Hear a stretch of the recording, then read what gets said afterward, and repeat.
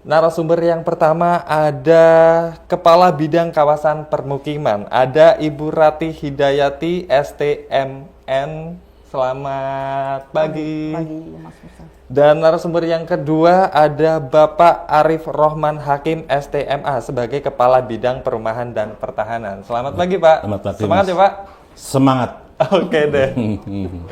Untuk Pemalang semangat. Untuk Pemalang semangat. Oke, kita langsung saja. Oke, sebelum mulai ke pertanyaan buat sahabat Bedur semuanya yang ada yang mengganjal di hati atau di pikiran ya, boleh langsung ditanyakan di live chat channel YouTube Radio Suara Widuri Kabupaten Pemalang. Oke. Dan kita buka dengan pertanyaan yang mendasar dulu nih, Pak. Apa sih Pak tugas dan fungsi di Perkim? Monggo Pak Arif. Ya. Tugas fungsi di Perkim ini banyak, Mas. Ya. Yang pertama itu terkait dengan penataan kawasan pemukiman mestinya. Yang kedua yang lebih lagi ngetren itu penanganan RTLH, Mas. Oke. Ya. Penanganan RTLH, terus penataan terkait kawasan, juga termasuk penerangan jalan ya. Termasuk Mbak Ratih ini nanti bagian LPJU. Itu di kita yang menangani. Terus kalau saya sih fokusnya di bidang perumahan dan pertanahan, tentunya terkait dengan RTLH dan juga pertanahan. Iya. Gitu aja sih. Oke, luar biasa sekali. Nanti kita akan bahas RTLH buat sahabat Bedur semuanya. Itu tadi jawaban dari Pak Arif Rohman Hakim selaku Kepala Bidang Perumahan dan Pertanahan. Dan kita akan bertanya nih, bagaimana sih Bu di bidang kawasan permukiman, fungsi utamanya Bu? Oke. Jadi menambahkan dari yang Pak Arif tadi ya, Ya. ada penanganan kumuh untuk kawasan pemukiman di bawah 10 hektar. Kalau 10 sampai 15 di provinsi, di atas 15 hektar itu kewenangannya pusat. Kemudian yang kedua, betul tadi penanganan RTLH, terus yang ketiga ada lagi yaitu peningkatan prasarana sarana utilitas atau biasa kita meningkat itu PSU ya, agar menjadi lebih baik. Nah, PSU di dalamnya itu termasuk tadi penerangan jalan umum, jalan lingkungan dan drainase lingkungan, kemudian taman gitu-gitu. Termasuk alun-alun juga ikutnya di Perkim ya Bu ya? Kalau pengelolaannya, Pengelolaan? ya. Okay. Kalau sekarang kan sedang dilakukan perbaikan ya Bu ya? Itu masuknya di Perkim juga apa gimana Bu? Ya. Iya, oke, siap. Dan itulah tadi pertanyaan pertama, fungsi dari berbagai bidang ya, dari 2 bidang, dari Dinas Perumahan dan Disperkim kalau kita sebut ya, biar lebih enak. Oke, lanjut ke pertanyaan yang selanjutnya nih Pak. Kita bertanya, bisa dijelaskan dulu nih Pak, apa yang dimaksud dengan rumah tidak layak huni atau RTLH Pak? Monggo. Ya, terima kasih. Oke. Mas moderator dan juga para pendengar yang setia mendengarkan ya Radio Suara Widuri.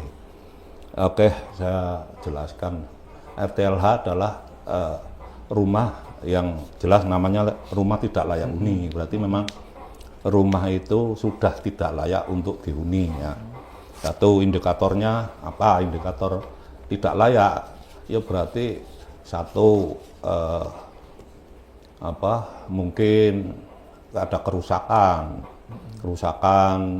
atap, kerusakan lantainya misal masih lantai tanah, itu kan berarti kurang layak ya, kurang memenuhi unsur kesehatan. Terus dindingnya masih pakai dinding pagar bambu, atau mungkin papan dan sebagainya, ataupun sudah tembok tapi kondisinya udah lapuk ya, plesterannya sudah pada lapuk, mungkin karena kemakan usia atau gimana. itu aja. Ya, dari sanitasi juga menjadi indikator sebagai rumah RTLH apa bagaimana Pak? Dari tadi kan dari bangunan kemudian Untuk sanitasi ya kita prioritaskan untuk tapi bukan indikator yang utama indikator yang utama. tapi tetap itu udah masuk persyaratan. Artinya kita harus menyediakan rumah yang sehat gitu ya, yang ada sanitasi termasuk fasilitas utama itu yang urgent ya. Iya siap. Oke deh, siap. Kita masih bahas tentang RTLH dulu ya Bu ya. Oke. Kemudian bagaimana sih Pak kondisi terkini jumlah RTLH di Kabupaten Pemalang? Apakah ada data terbaru? Monggo, Pak Arif. Oke, Iya. saya masih untuk pendataan di kita untuk sementara kita masih mengacu data dari DTKS provinsi yang dimulai pendataan itu cukup lama sih, tahun 2015. Itu berkisar antara 70-an ribu unit rumah belum layak atau tidak layak huni. Dan sampai sekarang sudah kita intervensi, alhamdulillah ada kurang lebihnya 2000 sekian gitu, dari angka 70 sekian itu menjadi 50 sekian itu dalam jangka waktu 15 sampai dengan hampir 10 tahun ya. Itu ya. Oke. Ya, luar biasa. Tadi sudah kita bahas pertanyaan yang mendasar apa itu RTLH, kemudian bagaimana indikator rumah yang dikatakan sebagai RTLH, kemudian bagaimana kondisi terkini jumlah dari RTLH di Kabupaten Pemalang. Oke, tadi sebenarnya sempat disebutkan sedikit ya program prioritas dari Disperkim untuk penanganan RTLH, tapi kita akan bertanya dari masing-masing bidang nih. Pak, dari Pak Arif dulu nih, apa sih Pak, apa saja program prioritas dari Disperkim dalam penanganan RTLH tahun ini? Iya. Ya, Mas moderator, program prioritas dari program Disperkim ya. Ini kalau di bidang saya prioritasnya ya tetap itu RTLH Rumah Dalau ini, karena bagaimanapun Pemalang itu masih kategori masih banyak Mas. Maaf itu kalau kita urutkan itu masih kategori daerah yang miskin, berapa Mbak? Ketiga dari bawah atau berapa itu ya.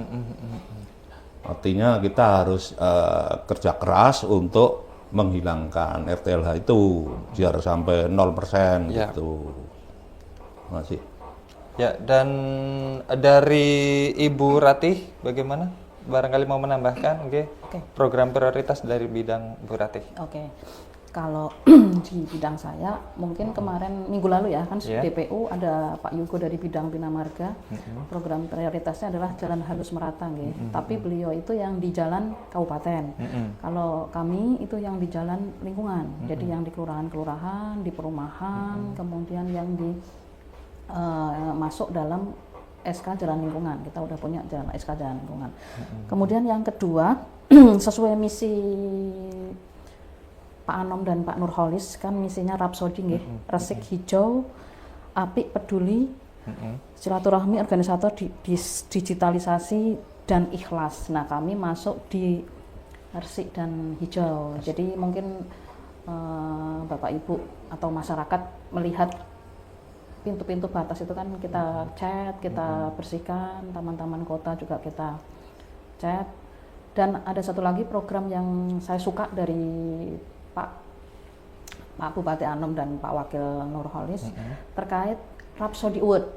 Jadi kita itu memang di kegiatannya itu yang menjadi PIC-nya adalah Dispermasdes. Cuman kami sebagai tim juri gitu. Di Rapsodi Award itu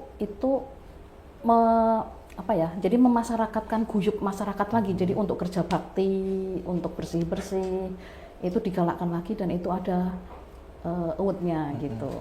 Itu award untuk desa-desa atau untuk apa? Semua. Untuk semua. Jadi Rhapsody itu jadi di situ itu dinilai guyupnya masyarakat, kemudian digitalisasinya, kemudian kebersihannya, kemudian terkait pengelolaan sampahnya, kemudian infrastrukturnya. Banyak sih, banyak indikator yang menjadi penilaian di Rhapsody Award. Makanya kita ada tim juri dari beberapa OPD, tapi dikomandani oleh Dispermasdes gitu. Oh iya, luar biasa. Berarti seluruh desa ya? Iya, desa dan Awardnya kelurahan. Desa dan kelurahan. Iya, Ya. betul. Seluruh di Kabupaten Pemalang ya, Bu? Iya, Ya? tentu. Nggak Luar ada yang biasa. dipilih-pilih. Luar biasa sekali. Maka dari itu kita harus bersaing untuk lebih baik ya, lebih bersih dan ya lebih baik lagi. Oke. Tentang kawasan kumuh juga ikutnya ke Bu Ratih ya, Bu ya? Iya, saat ini. Oke, dan ada pertanyaan nih, program kawasan kumuh apa saja yang dilakukan, Bu? Oke. Jadi untuk indikator penilaian kawasan kumuh itu ada 7 indikator. Yang pertama sama tadi RTLH, tapi RTLH-nya untuk kawasan. Oh. Kemudian yang kedua jalan lingkungan, drainase lingkungan, sampah, air minum, sanitasi, kemudian yang terakhir proteksi kebakaran.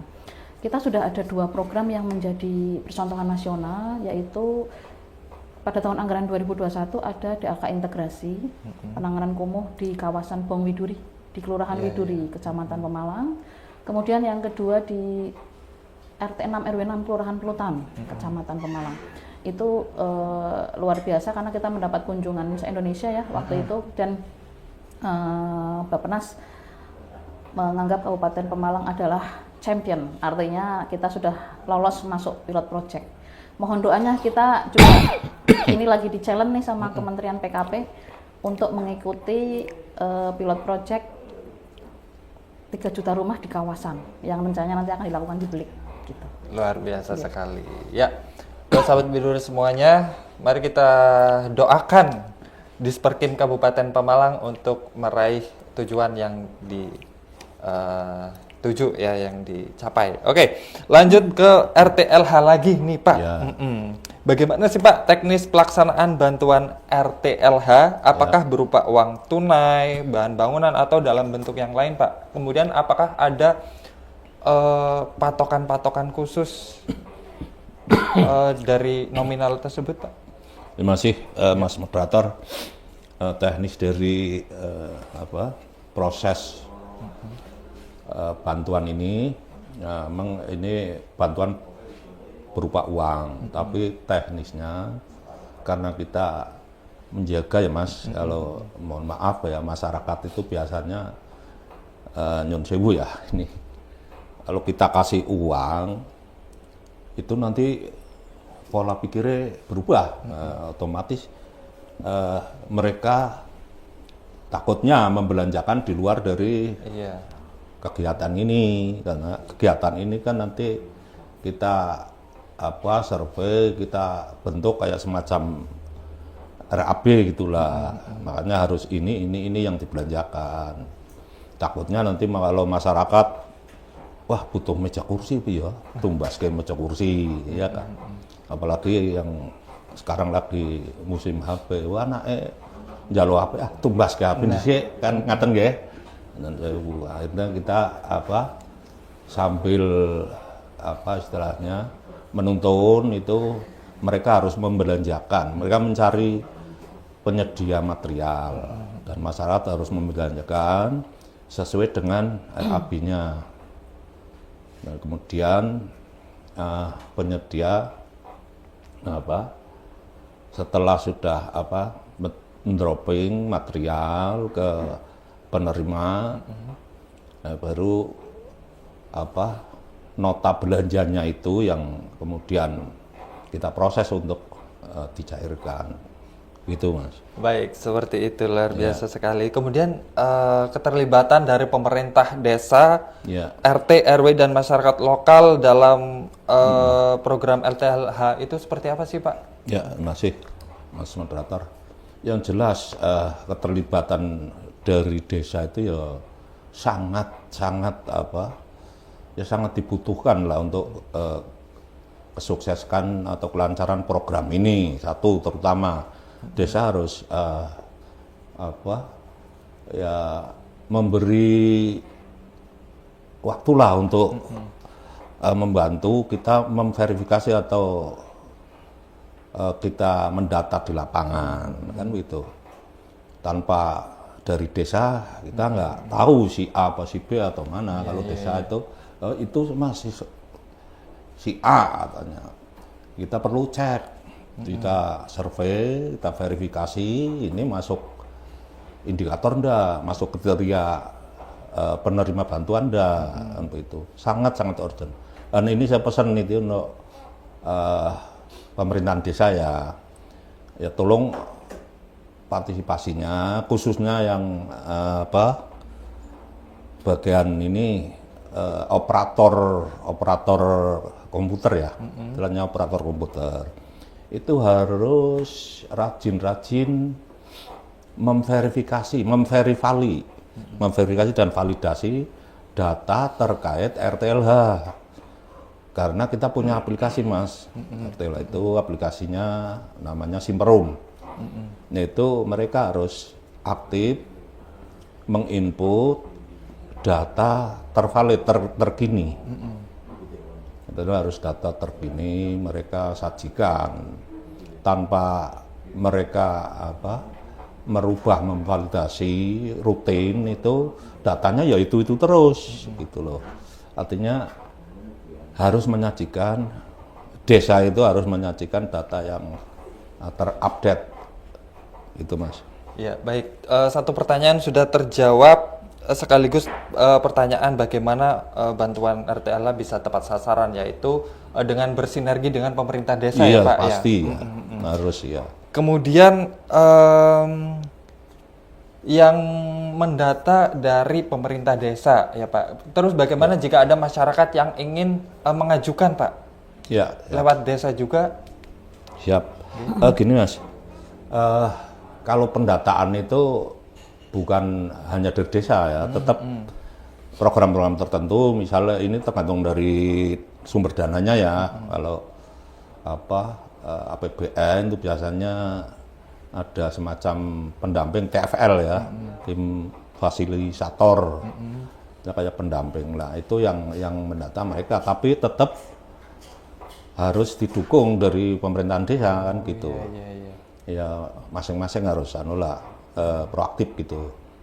Jadi nggak cukup kita hanya mendata terus desanya itu pasif lah, nggak mau tahu dan sebagainya, itu kesulitan bagi kita. Tapi harus semuanya proaktif lah. Ya masyarakatnya juga harus proaktif lah. Biasanya nunjuk masyarakat di daerah-daerah pinggiran ya, pelosok sana ya, kebanyakan kan masyarakat petani, penggarap petani di hutan itu apa namanya, itu susah ditemui. Oh iya. Itu namanya kalau ya saling proaktif, masyarakat juga menyiapkan datanya atau ya bersedia untuk didata itu. Oh, jadi seperti itu ya Pak, Iya, Pak. mekanismenya. Oke, kemudian apa saja sih Pak tantangan yang paling umum dalam pelaksanaan program tersebut, Pak? Iya, satu tantangan di kita satu ya dalam pendataan satu itu kadang-kadang calon penerima itu sulit ditemui ya, kita jauh-jauh ke sana dengan medan yang begitu ya. Misalnya Pemalang kan ada medan-medan tertentu ya, kayak di daerah Watu Kumpul itu banyak daerah yang agak jauh lah ya, Tundagan dan sebagainya. Udah masuk ke Dukuh sana itu sulit, sampai di sana orangnya nggak ada kan gitu. Mereka pada aktivitas di ladang dan sebagainya. Satu itu, kedua ya medan itulah. Medannya masih kita temui medan-medan yang sulit, sangat sulit. Baik roda 2 maupun apalagi pakai mobil ke sana. Itu kita harus jalan kaki beberapa kilo ya. Naik turun gitu. Satu itu. Kedua, yaitu masyarakat yang kurang peduli, artinya tidak proaktif. Itu masih. Baik, terima kasih Pak Arif. Dan oke, kita ke pertanyaan di live chat YouTube yang mungkin sudah menumpuk dan belum saya bacakan di sini ya. Oke, kita akan bacakan sebelum nanti kita balik ke pertanyaan dari pointer yang saya sediakan. Yang pertama ada dari akun Ibnu Arif. Bertanya, apa langkah yang diambil untuk mendukung program 100 100 dalam kurung 100% akses air minum, 0% permukiman kumuh, dan 100% sanitasi layak? Ini pertanyaan kepada Bu Ratih. Berdua. Oh, kedua. Iya, Dari Bu Ratih dulu nih, Oke. seperti apa, monggo? Oke. Kalau permukiman kumuh, kita saat ini memang sedang berupaya melalui APBN, karena memang kalau APBN itu penataan kumuhnya itu langsung dalam skala kawasan gitu. Jadi 7 indikator itu langsung tertangani semua dan itu poinnya udah langsung melonjak. Nah, doakan juga, ini banyak minta doa nih Mas. Jadi bulan depan kami mau ikut kompetisi penanganan kumuh melalui DAK, tapi kali ini yang mengampu adalah Kementerian PKP. Awalnya kan Kementerian PUPR, sekarang Kementerian PKP, Perumahan dan Kawasan Pemukiman. Jadi tadi itu langkah ya 100 itu adalah penanganan kawasan kumuh secara kawasan, maksudnya yang 7 indikator tertangani semua. Kemudian yang kedua melalui peningkatan infrastruktur dari salah satu indikator, misalkan jalan, drainase, kemudian tadi RTLH, sanitasi pemukiman, seperti itu. Jadi itu bertahap memang. Baik. Mohon doa dan dukungan. Siap. Dan Pak Arif, monggo barangkali mau menambahkan pertanyaan dari Ibnu Arif. Kalau saya lihat sih kita fokusnya itu RTLH itu Mas. RTLH dan permasalahan pertanahan. Pertanahan yang di sini dimaksud itu kalau ada permasalahan terkait pertanahan, kayak masyarakat dengan kawasan hutan, itu aja. Cukup. Dan ya, itulah tadi pertanyaan dari Ibnu Arif ya, semoga bisa terjawabkan. Oke, lanjut ke pertanyaan yang selanjutnya. Ada dari Suhirman nih, Pak Suhirman 1 ya. Bertanya, inovasi apa yang dilakukan dinas untuk mempercepat penyediaan hunian layak? Monggo Bu Ratih. Oh ya, kalau kami tadi itu kebetulan program yang pilot project yang mau kita usulkan di skala kawasan itu juga mendukung program 3 juta rumahnya Pak Prabowo yang rencana nanti dibelik. Tapi ini detailnya belum bisa saya sampaikan sekarang karena masih kita perencanaan detail ya. Jadi masih masih tahap perencanaan, survei, cek lokasi, terus koordinasi ke pusat, memastikan anggaran dan lain-lain. Itu salah satu upayanya, inovasinya. Jadi di situ nanti kita Pemalang kemarin diusulkan kan sekitar 1000 RTLH, jadi 281 di kawasan pertanian yang sudah direklamasi, artinya sudah bukan zona hijau gitu. Kemudian yang sisanya nanti insya Allah melalui program penanganan kumuh dan program RTLH yang BSPS ya Pak ya. Gitu. Mudah-mudahan tercapai. Amin. Pak Arif mau menambahkan Pak, apa sudah cukup? Pertanyaan dulu Pak tadi.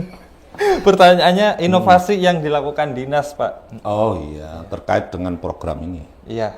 Ya Universitas Tunas kita banyak pakai istilahnya inovasi strategi gitu ya. Ya banyak lah. Antara lain misalnya kayak program kawasan umum, kita berusaha untuk kita memakai aplikasi, contohnya ini lagi menuju ke sana Mas. Iya. Iya. Terus banyak-banyak memberi sosialisasi lah. Kita sering turun ke desa-desa, itu aja Mas. Baik, luar biasa sekali. Itulah pertanyaan dari Suhirman 1 ya, semoga bisa menjadi pengetahuan lagi buat Suhirman ya. Semoga bisa terpuaskan. Dan kita akan break sejenak sebelum kita melanjutkan perbincangan kita pada kesempatan siang hari ini. Luar biasa sekali sahabat Widur semuanya, perbincangan kita pada kesempatan siang hari ini kita sudah membahas apa itu RTLH sampai bagaimana mekanisme, kemudian bagaimana untuk memonitoring bantuan tersebut agar tepat sasaran dan tepat dibelanjakannya. Oke, kita akan lanjut pertanyaan yang selanjutnya. Masih banyak lagi sebenarnya pertanyaan dari sahabat Widuri semuanya yang bertanya di live chat YouTube ya, Radio Suara Widuri Pemalang. Tapi sebelum itu kita akan bertanya dulu nih Pak, bagaimana sih masyarakat mendapatkan informasi mengenai program dari Dinas Disperkim itu seperti apa? Monggo Bu Rati. Oke. Monggo tag akun kita di @bidang_kawasan permukiman. Atau mungkin bisa pakai datang ke Perkim, kita siap melayani. Atau kalau yang generasi Gen Z ya. Gen Z biasanya pakai IG lah ya, itu lebih cepat sasaran, informasi lebih cepat tersampaikan. Oke, IG ya tadi. Atau @disperkim Pemalang. @disperkim Pemalang. Atau @bidang kawasan permukiman. Dari bidang kawasan sendiri punya IG sendiri. Iya. Kalau dari bidangnya Pak Arif sendiri punya IG nggak nih Pak? Belum. Iya. Nanti masuknya disperkim lah. Oh, masuknya langsung ke Disperkim Disperkim aja, ya. iya. Oke. Nah, kalau kami kan karena saking banyaknya itu jadi diutus pimpinan membuat sendiri Iya, karena memang kompleks. Dari aduan bisa masuk ke situ ya, Bu? Bisa, monggo, Bisa. bisa. Oke, Akan siap. 24 jam. Ya. Oke, luar biasa sekali. Buat sahabat Biduri semuanya, itulah tadi akses informasi yang sahabat Biduri bisa dapatkan ya melalui IG ya. Yang utama adalah IG yang lebih mudah dan lebih kekinian lah kalau bisa dikatakan ya, kekinian. Oke, kita bertanya untuk ngomong-ngomong tentang perumahan memiliki PSU nih Bu. Untuk perumahan memiliki PSU dalam kondisi baik, kegiatan apa yang sudah dilakukan nih Bu? Oke. Jadi memang perumahan-perumahan itu sesuai dari arahan dari pendampingan MCT KPK ya, itu ternyata memang harus diserahkan ke Pemda. Sedangkan kami mendata secara detail perumahan itu di tahun 2022. Itu ada sekitar 109 perumahan yang terdata, itu belum perumahan-perumahan yang baru ya, itu perumahan-perumahan yang lama. Kemudian 2023 kami sudah bisa memenuhi target KPK, 10 tersertifikatkan. Artinya dari perumahan itu menjadi tertulis di sertifikat adalah aset Pemda, itu sudah 10. Mungkin orang taunya 10 kok dikit amat gitu ya. Karena apa? Karena tahapannya itu luar biasa di situ. Jadi pertama kita harus mendata, kemudian kita harus mengukur ulang perolehannya. Perolehan itu kan ada tanah, bangunan, itu ada rumusnya sendiri ya. Jadi kita sudah ada timnya juga. Kemudian kita harus memverifikasi tim, terus harus ada BA yang harus didatangani Pak Bupati. Seperti itu. Jadi tahapannya itu banyak sekali memang. Kemudian ya itu tadi, kita perlu sinergi dengan kantor pertanahan. Nah, ini yang goalnya kan di pertanahan nih. Kalau BPN-nya lama, itu yang jadi akan lama juga sertifikat itu terbit gitu. Nah, di 2024 ini kami menargetkan sekitar 6 lokasi untuk sertifikasi aset Pemda dari PSU Perumahan. Alhamdulillah Pak Kakan sangat kooperatif. Beliau juga mendukung agar kita sama-sama bersinergi demi Pemalang. Luar biasa. Pemalang bercahaya. Pemalang bercahaya, luar biasa sekali. Emang kita bantu saja tugas Oh ya, dari, tadi lupa disampaikan hasil evaluasi terakhir dengan KPK kemarin, Pemalang untuk dokumen serah terima PSU Perumahan itu yang paling lengkap kemarin. Paling lengkap, luar biasa. Karena banyak banget sebenarnya. Satu perumahan bisa sampai sekian. Gitu. Luar biasa. Mudah-mudahan bisa mempertahankan dan outputnya itu tidak ada kekurangan secara data Iya. betul. Oke, siap. Terima kasih. Oke, kita lanjut ke pertanyaan selanjutnya dari live YouTube nih, dari Mama Dina. Pak, LPJU di desa masuk dana desa apa masuk Pemkap? Terus mengajukannya gimana? Ini desa saya gelap. Monggo dari Bu Rati. Itu berarti maksudnya pembangunan baru ya? Atau gini, monggo nanti bisa gimana cara saya membalas secara detail? Maksudnya gini, saya kan ada SOP. Atau mungkin misalnya punya IG, monggo dikirim ke IG kami, nanti admin akan merespon secara cepat tahapan-tahapannya. Karena di PJU sendiri itu ada beberapa SOP. Yang pertama, perbaikan PJU.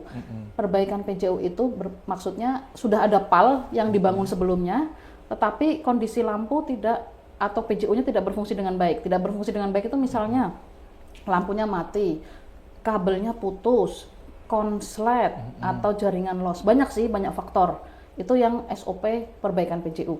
Kemudian yang kedua, SOP pasang baru. Pasang baru itu artinya di lokasi itu belum ada PAL, belum ada tiang PJU, belum ada lampu. Jadi benar-benar baru. Itu tahapannya lebih rumit karena itu harus kita harus mendaftar IDPL ke PLN dulu. Jadi ada tahapan-tahapan sendiri.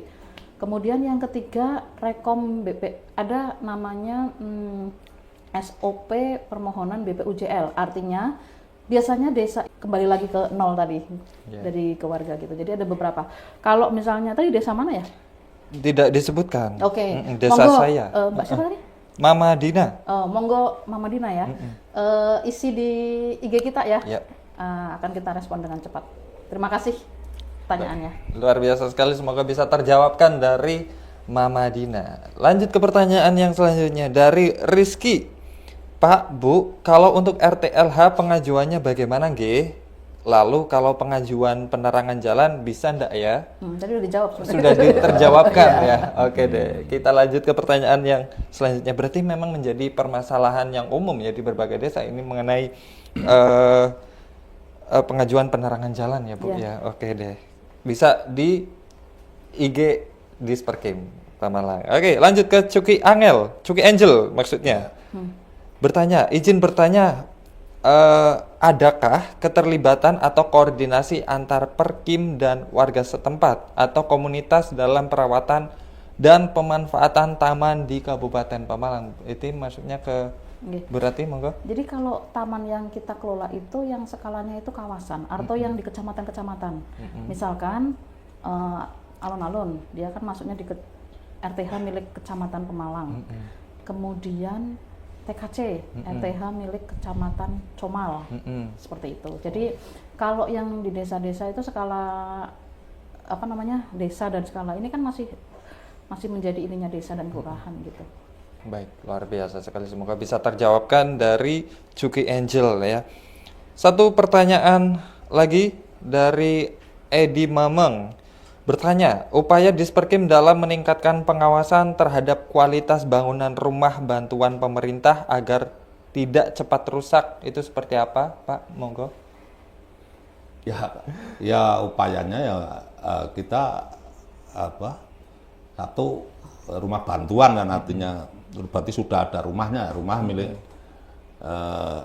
masyarakat kan artinya. Upayanya untuk lebih ya kita tetap ada waktu untuk memeriksa ya istilahnya merawat gitulah. Kalau misal ini kelihatannya kalau udah lapuk dan sebagainya ya jangan sampai roboh lah. Kita sulam terus misal gendeng, wah ini ada yang bocor, indikasinya kita betulin kan gitu. Yang sudah mulai agak kusam perlu kita cat. Ya gitulah melihara rumah itu ya hampir semuanya sama gitu. Oke deh, dan seperti itulah tadi dari Edi Mameng. Oke, kita lanjut ke pertanyaan yang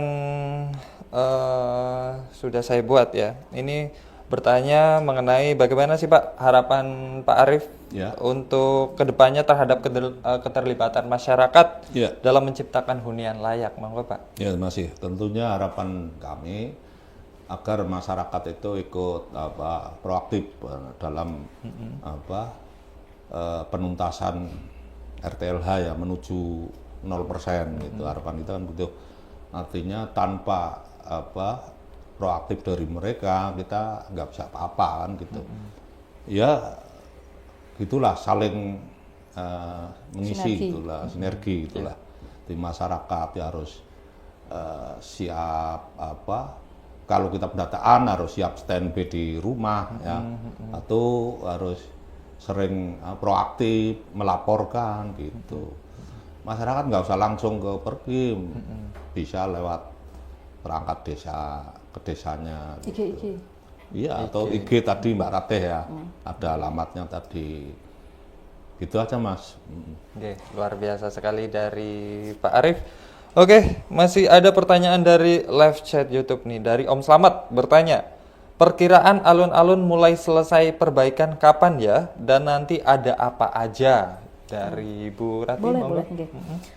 Jadi untuk target yang saat ini dikerjakan itu untuk penyiapan 17 upacara bendera 17 Agustus. Jadi yang dikerjakan itu adalah pembongkaran paving lama karena kan kemarin hancur tuh ya. Kemudian yang kedua pengecoran tiang bendera. Jadi itu dimaksudkan untuk petugas upacara dan tamu undangan. Ini sedang dicor hari ini. Kemudian yang ketiga pembongkaran akar-akar beringin. Jadi walaupun akar beringin di permukaan itu udah dipotong, ternyata itu nggak bisa diangkat. Jadi harus kita gali dulu gitu. Dan galiannya itu luar biasa. Kita pakai alat berat. Kemudian kita juga menanam pohon tabebuya. Diharapkan nanti kan ada warna-warni gitu ketika sudah subur di sisi pojok utara. Jadi bertahap. Itu sebelum 17 Agustus. Nah nanti insya Allah perubahan akan ada tambahan kegiatan lagi. Jadi di perubahan, kemudian insya Allah yang sisanya finishingnya di 2026 insya Allah. Saat ini masih berhitung ya para pimpinan. Gitu, mohon doanya aja dilancarkan. Baik, luar biasa sekali. Jadi perkiraannya adalah 2026 akan selesai. Insya Allah. Insya Allah. Oke. Kita sama-sama Tetap doakan harus saja. berdoa. Ya. Oke deh. Satu pertanyaan sebelum kita menutup jumpa kita pada kesempatan hari ini, closing statement dari para narasumber nih. Yang pertama dari Bu Rati, monggo. Oke. Bapak Ibu, Mas, Mbak, Adik, Kakak ya, semua ayo kita dukung visi dan misi Bapak Bupati dan Wakil Bupati kita agar Pemalang menjadi lebih baik, karena saya yakin ke depan akan banyak pembangunan Pemalang untuk peningkatan ekonomi kreatifnya. Semangat. Luar biasa sekali, semangat. Kalau dari Pak Arif, monggo closing Ya statement sama Pak. lah, kita dalam membangun Pemalang, memperbaiki Pemalang, ya kita tetap mengharapkan proaktifnya dari masyarakat. Kita saling bareng-bareng lah membangun Pemalang, gitulah. Bukan hanya kita aja yang dari Pemda, tapi juga dari masyarakat juga. Sinergi itulah. Terima kasih. Baik, luar biasa sekali, dan itulah tadi perjumpaan kita pada kesempatan siang hari ini, telah membahas berbagai program, kemudian tantangan, sampai bagaimana dari Disperkim melakukan solusi dari tantangan tersebut. Oke deh, kita akhiri perjumpaan kita pada kesempatan siang hari ini. Tetap bersinergi, Pemalang bercahaya dan semangat. Rapsodi. Rapsodi.